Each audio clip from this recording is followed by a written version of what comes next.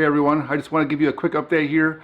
Some of you have asked how my small batch brew in the bag, the Sous Vide Way beer turned out, my pale ale that I made with the Azacca hops in it. If you don't remember, it was a video I made about a month ago where I actually used a stove top and a brew in the bag method and a sous vide stick to make a small batch of beer. It actually turned out really well, as you can see here. It's very clear. It's just a basic pale ale. So nothing special about it other than the hop variety that I tried to use for the very first time, and it turned out to be very good. It's actually quite good.